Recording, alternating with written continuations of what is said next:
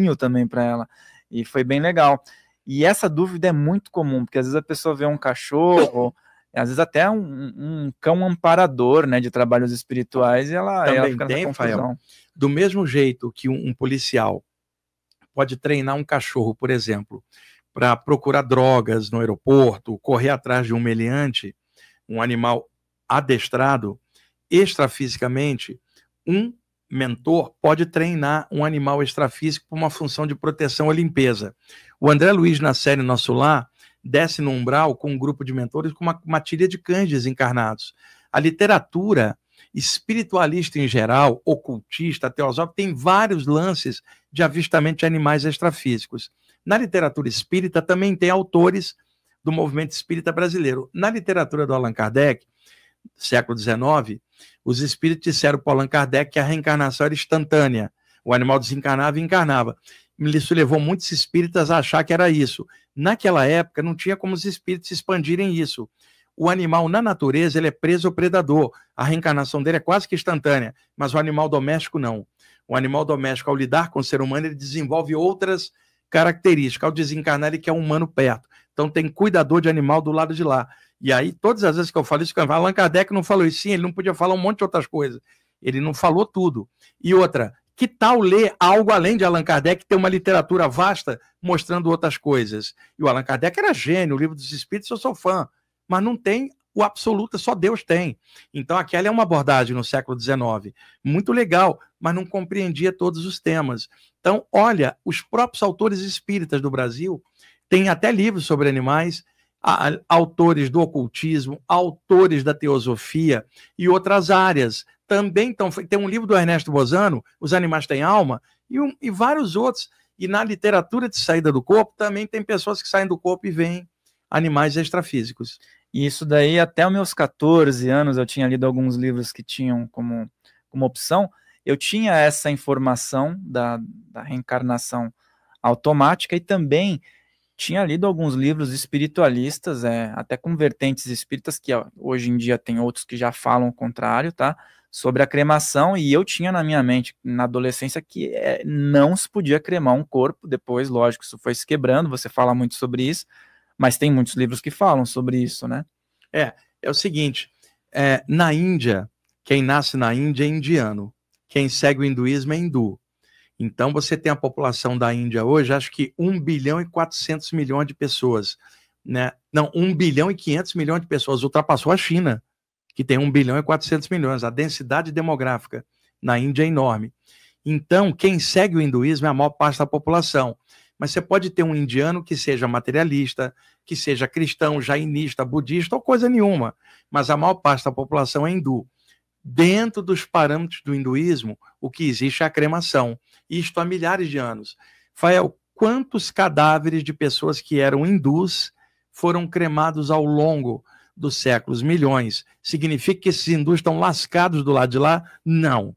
Eu vejo mentores hindus, sei que os corpos deles foram queimados numa época, não vi nenhum deles sequer chamuscado. Então, o lance da cremação, quando se fala do tabu disso, é no Ocidente ou em qualquer outro lugar onde se enterre, na área do Oriente Médio ou na área ocidental, porque nem na Índia nem no Tibete se fala isso. No caso é a cremação. Fala cremação para alguém ocidental, a pessoa acha que vai ficar mal. Tá, todo hindu então tá lascado. Esse argumento não tem como uma pessoa escapar. Existe a prisão da mente. Nenhum espírito é queimado, cara.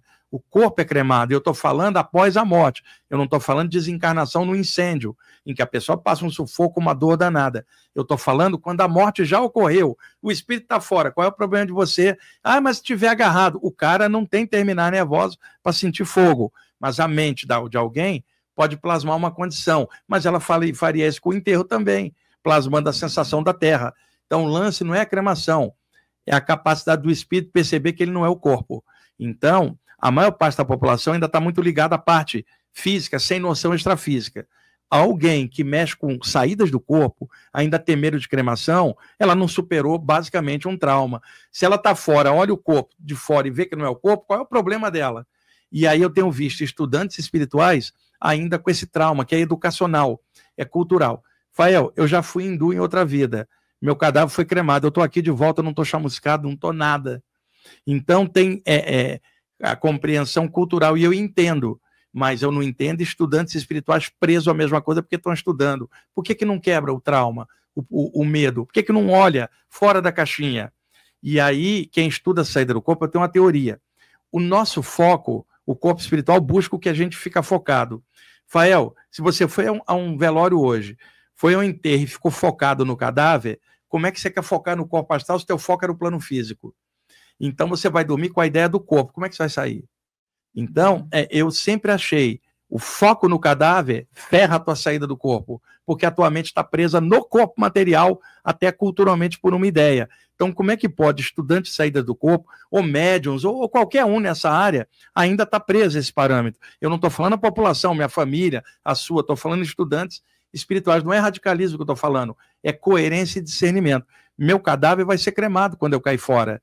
Me perguntaram outro dia, você vai ser cremado, Wagner? Eu não, eu vou cair fora, o corpo que se dane, eu não sou o corpo. Agora, o corpo é valioso para mim aqui e agora, porque eu estou fundido nele, eu estou falando na hora que eu for. O meu mantra é fui, eu não vou ficar olhando para trás se botaram dentro d'água, no fogo, ou dentro da terra, eu não sou aquilo. A saída do corpo já me mostrou isso. E aí, a gente daqui a pouco vai ler algumas perguntas, pessoal. Agradeço a todos que estão aqui presentes.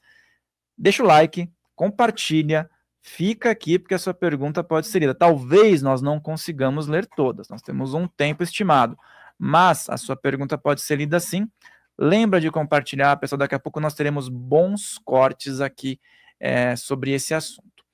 E aí, agora, antes da gente ler mais algumas perguntas, nós temos aqui mais um livro que eu coloquei aqui, ó. Esse livro aqui tem uma imagem Livrão. Bem interessante, né? Esse é o Sanacão, um mestre no além, do Luiz Roberto Matos, lá de Salvador.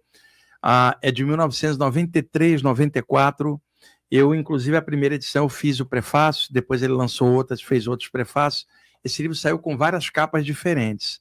Essa é a primeira edição, um livro de relatos projetivos. O Luiz Roberto, ele na época era juiz em Salvador, quando ele lançou esse livro, na área do direito.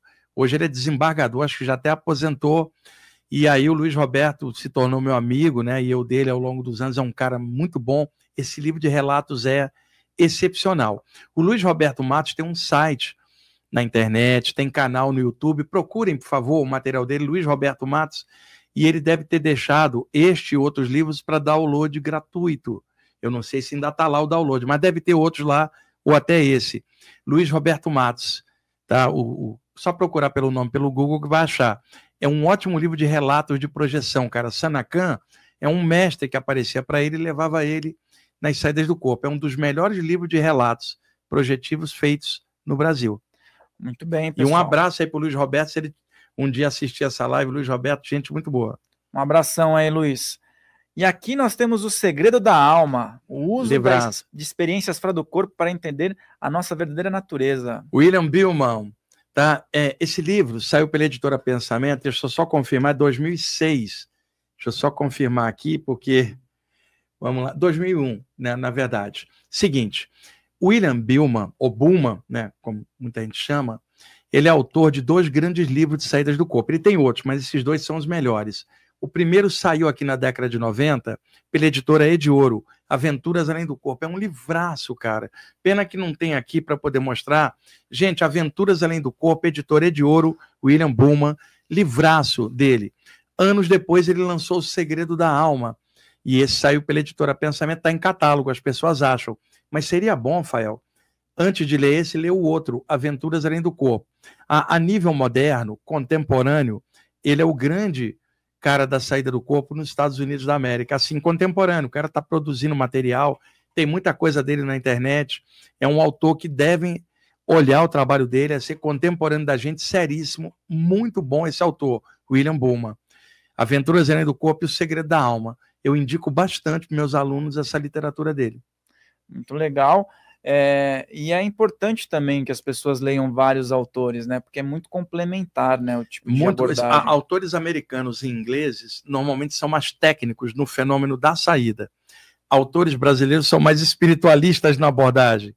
Então é por isso que é bom você ler de tudo e fazer a sua abordagem, que não é a dele, a minha, a sua, mas a da pessoa. Cara, é uma merda, vamos falar claro, ficar espelhando e imitando o outro.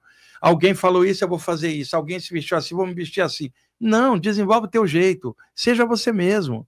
E nós estamos aqui para aprender isso, inclusive, né? Não é que você não possa aproveitar o que os outros estão falando, estou acabando de dizer, visão de conjunto, aproveita, mas a sua identidade, sua maneira de ser, precisa ser seu jeito. Imagina, você fala assim para mim, ô Wagner, eu não gosto de chuva, e quando chove, eu não consigo me concentrar bem para as projeções. E aí o Mihail fala, pois é, quando chove é melhor não tentar uma saída, pegando o teu parâmetro que não é o dele. Então, não faça isso, nem comigo, nem com outros autores. Desenvolva a sua maneira de ser, seu discernimento, aproveite tudo de bom, pega tudo de bom, soma, mas desenvolve sua pegada e seu jeito. Muita gente fica escorado na pesquisa alheia e pode ser o maior gênio do universo em qualquer tema. Não interessa, você é você. Estuda, trabalha, adapta do seu jeito, você vai descobrir outras coisas, além do que aquela pessoa ou pessoas falavam. Você falou sobre isso, eu lembrei do Senna, né? Todos os pilotos tinham pânico de correr na chuva e era o que ele queria, né? Então, essa coisa de quebrar o padrão também na espiritualidade. E aí a gente vem para a questão das reuniões espirituais. A Umbanda, eu amo a Umbanda, sei que você também tem muito contato com esses espíritos, e é um movimento muito agregador. Se você passa daqui 10 anos, ela vai estar muito mais ampla, diferente de algumas religiões mais tradicionais. Só que aí, dentro das reuniões espirituais, ela tem um bastidor, né? Um bastidor que você sabe muito bem, acompanha muito bem, que muitas vezes não tem relação com o que é feito, não só na Umbanda, mas em outras casas espirituais. Como é que funciona um pouco desse bastidor? E até que ponto o espírito, ele vê que tá tendo ali um maneirismo, mas ele não tá nem aí para isso e tá fazendo o trabalho dele. Espíritos mentores vê o objetivo, o maneirismo, as coisinhas daqui, eles, igual o pai e a mãe olham uma criança. Ele quer que a criança estude, agora a criança tem o jeitinho dela, que é infantil para um adulto. A Umbanda, ela tem que ser universalista, porque qual é a origem dela? Branco, negro e indígena. É claro que já haviam fenômenos mediúnicos e manifestações de espíritos desde o século XIX, mas a Umbanda, como nós a conhecemos, classicamente, 1908, o Caboclo e o seu Zé em Niterói. É um marco. Não é que não havia mediunidade antes, que hoje tem próprios umbandistas que não gostam desse marco. Mas o marco não significa marco da mediunidade, marco da doutrina de Umbanda enquanto doutrina, não o fenômeno mediúnico que sempre existiu. Então a Umbanda, ela tem componentes afro, indígenas e brancos no amálgama. Então, naturalmente, é igual o povo brasileiro, é um amálgama. A Umbanda de per si não pode estar só na coisa do branco, a coisa do negro, a coisa do indígena, ela é um amálgama. Então, a Umbanda, por si, mentores de Umbanda, são mais mente aberta. A Umbanda é um guarda-chuva aberto com várias nuances. Só que o umbandista, assim como qualquer outro de qualquer área, tem um umbandista radical que acha que a Umbanda tem que ter só aquilo e não pode abrir. E aí já é o radicalismo de umbandista, não dos espíritos da Umbanda. Os espíritos da Umbanda vão preservar a egrégora da Umbanda. A egrégora da Umbanda é branco, negro e índio. Não tem como ser uma coisa só. Ela é uma mescla, cara, natural.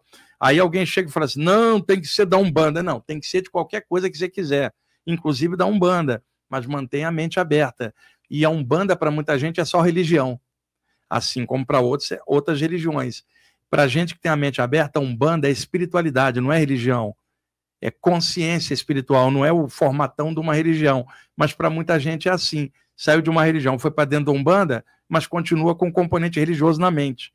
Então tem que fazer essa separação. Eu dou muita palestra em grupos de Umbanda, como vou em grupos espíritas, na Rosa Cruz, na maçonaria, teosofias, eu entro em todo lugar pela visão universalista. E muitas vezes eu fui ajudado por entidade de Umbanda fora do corpo. No astral do Brasil está cheio de índio desencarnado, cheio de negros desencarnados e brancos também. Então é uma amálgama, cara. Não pode. Você sabe aquela coisa de pedigree de mentor? Ah, eu queria um mestre do Himalaia, um mestre de Arturos ou das Pleiades, né? É um mestre ascensionado, aí aparece um caboclo desencarnado, a pessoa fala, um caboclo como se fosse pejorativo. Aquele caboclo já foi mestre em outra vida e está trabalhando no astral do Brasil com outro formato. Então, é uma besteira o preconceito. E a Umbanda não é para ter esse preconceito. Na verdade, a Umbanda sofre preconceito de outras áreas, mas o próprio umbandista às vezes é cheio de preconceito com outras coisas que às vezes estão abrindo, ele quer manter só dentro do radicalismo. Não dá para fechar num quadrado, né? Não, em nenhuma área. E também tem muitas influências do islamismo, que nenhum espírito que fez a divisão de águas na Umbanda era um malaio, era um príncipe malaio, com a figura do Oriente, com conhecimentos islâmicos e também africanos. E na Umbanda tem a linha do Oriente também, que não é aceita por todos os grupos, mas é uma coisa eclética, aberta, cara, é inevitável.